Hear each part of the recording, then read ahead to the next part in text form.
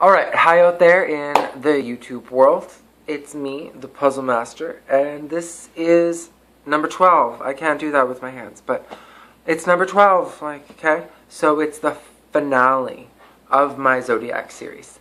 Yeah, and it's going to be all about Pisces.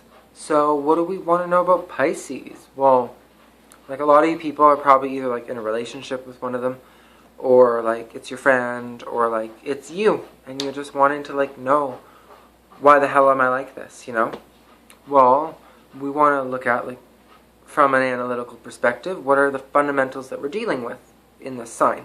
And it's a water sign, and it's the final sign. And not only is it the final water sign, but it's the final zodiac sign. So it really has it's a complicated sign because it does have a lot of the properties of all of the other frequencies of the zodiac sign kind of amalgamated into this chameleon, which like they're very, very sensitive to other people around them. And it's not really their fault, but they will tend to mirror what is around them. And it's not that they're liars, although oftentimes they will portray things that aren't necessarily true to their true depth of core. Because if they're just with people and they're in situations, they're very fluid and changeable. So like they might genuinely feel that way if like they're expressing an opinion about something around you. But if they were with like someone else, they'll almost be another person. And that's due to like them being like a chameleon and like having all the attributes of all the other signs, as well as being water, which is a very emotional sign. And it's mutable, so that means is that they're very, very changeable. And the changeability of that is like where they kind of get this chameleon ability. Because they're able to like go with the flow. They aren't necessarily fixed in their opinions, and they don't have that cardinal need to like go out and explore necessarily. Like they kind of just, things come to them. They don't necessarily have to seek them out. They have that projection about themselves, and it's kind of mystical. And the reason behind that is because you're thinking like, why would they be mystical? Because like all the other two water signs, are they mystical because they're water? Well, it's because like Neptune and Jupiter are like both rulers over this sign. And Neptune, like the trident, is like the god of the ocean. And that really signifies like emotional, kind of like this daydreamy realm. Like the etheric, psychic dimensions, like can also in other aspects, in a more physical domain, it can lead to like alcoholism and like some pretty negative things, because it can, people, they don't want to, it's not like the earth element Capricorn where they're all practical. This practicality, just me doing this, would really bother them, because it's like, a reminder of the realm of the physical, like I'm trying to be lost in this realm of like thought, and like they're very about like that interconnectedness, and they're a very psychic sign, so like they're very intuitive, often so much so that like they pick up on other people's emotions and feelings so strongly, like an empath, that kind of like what I was saying earlier with the chameleon nature, it's not that they're doing it on purpose, because they will actually genuinely feel that way if you are that way. Like they will take on your natures and characteristics like a chameleon. And it's not, no, like in any situation, like if someone was being that way to you, that you made a really strong influence and impact on their life, because like it's not just their skin that changed, it's the depth of their core. And when they take on other people's perceptions, it really expands their like awareness of the world, because they feel that like all of those perceptions can be emotionally validated, and they're very empathic, so they can actually like feel that. And they oftentimes confuse other people's pains and thoughts and worries and prejudices and whatever else they might have as their own, just if they're around those people, because they're the chameleon. So it's really important for like Pisces people to surround themselves in like loving environments, and like environments that are true to their core beliefs as a person and not contrary, because that's only going to lead to like, well, the Pisces is also the symbol of the fish, swimming in the opposite directions. And that's kind of the duality of it, because they might have this good boy, bad boy complex where they have to be a certain way, but at the same time they have to be the other way. Because they don't want to just go with the flow, but at the same time they do.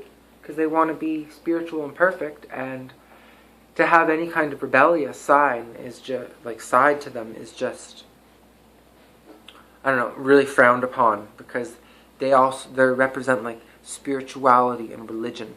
So of all of the signs, this sign, but like I said, it's like the two fishes swimming in opposite directions.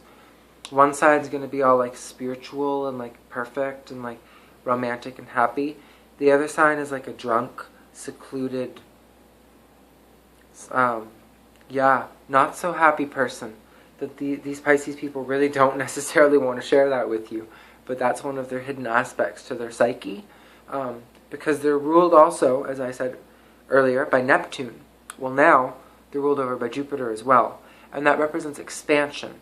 And when you bring expansion into a sign that is so emotional and also ruled by Neptune, so very like about the ether and the other realms, not so much about this realm, it's about kind of like in their head, like they're the type to be very like, they wake up and it's like 8 o'clock in the morning and they don't go back to bed, they're just staring at the wall, and then they're like, holy fuck, it's 10 o'clock? I was thinking for 2 hours, like just staring at the wall. That's Pisces. And yeah, they are very loving and romantic. They're one of the most touchy-feely signs, but at the same time they can be very delusional, and they can get lost in their own dreams. So it's good too, as a note, if you're dating a Pisces person, try to speak to them in that emotional realm. That's the realm that they will understand you. But if you're a Pisces, it's really good to try to look at the world a little more analytically and practically, such as like a Capricorn would do. Because that's kind of like very opposite to how they think, because they're all about physical and the tangible and making lists, and Pisces is all about escapism, and they don't want to make a list. That's the last thing they want to do, because you know it's going to bother them? Picking up the pen, even just having to like make the thought to do that. Responsibilities, commitment, like their sign really rules over like escapism and things that are hidden in your subconscious that like are maybe too harsh in reality to deal with, so they keep that bundled up within themselves. And if a Pisces person has shared any of that stuff with you, know that there's of some importance to you, because normally they would keep those things to themselves. What else to say? Yeah, they can be really over-emotional. So if you're dating one, just keep that in mind. And, I don't know, try to maybe be their rock. Because if they're an emotional roller coaster, if you're one too, that is not going to help the situation. Try to be more reserved and calm and,